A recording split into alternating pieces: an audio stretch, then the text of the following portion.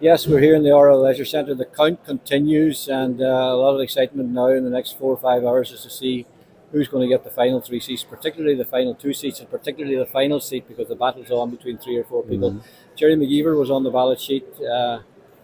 Surprised many, Gerry, that you actually took the jump to go on the ballot sheet. And as I was saying to you yesterday, I have great admiration for anybody that does go on it because the only outcomes you can have is election or rejection. Yeah. What's your general feeling about it now, having had time to reflect? Well, surprised myself, and I definitely surprised Teresa. I'm really disappointed. I thought it would score more, probably like every candidate. But there are no regrets. I think if I didn't do this, to beat myself for not doing that. I have definite policies that I think would have made a difference if I could have got to Dublin. To influence policy with maybe people thinking the same wavelength as me. That was the intention. It wasn't to be. Yeah. Wasn't to be. Not having been involved in politics openly or very widely or known to be involved in politics, maybe you were very involved in the background or something, Gerry. It was a big decision to put your name on the ballot sheet because, outside of Letterkenny, maybe a lot of people wouldn't have known you. And we see how hard the battle is as it continues here now this evening. Yeah. It's really tough to get even quarter of the quota, let alone get elected. But I wrote a book 5 years ago about the idea that, we need a new theory of governance. You have theology out there where priests run a country, which doesn't happen. And my idea is a sort of a philosophy that may not happen, but it's an idea that we need maybe people like, I think of Alfred Green in Letterkenny, who runs a good business but is also involved with charities. If we can find altruistic people, good people, to say, in one every constituency, to say, yes, I'll stand for 4 years to try and fix the country, along with your George Lee figures who a number of years ago was involved and was basically marginalised after he got involved. You can find your experts, find your good people. That's the idea. So maybe I was trying to be the first democratic politician, someone who actually wanted to go and help things. But everyone says they want to help things.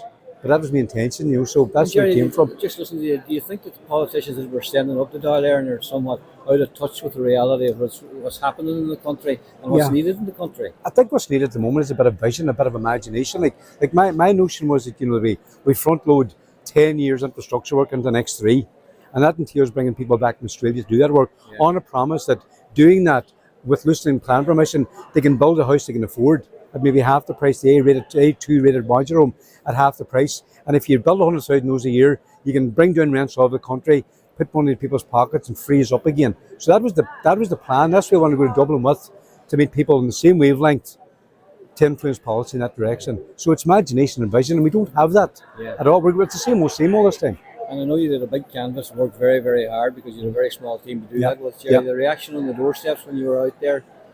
Very positive. It led me to believe he's going to get more votes than I got, but whatever, it is what it is. But again, every politician experience. Everyone thinks that, but it gives me an opportunity to thank me canvassers, the boys that wore the leather, the boys that canvassed online. I'm as grateful to them as I ever got elected. Yes. Really, it's good.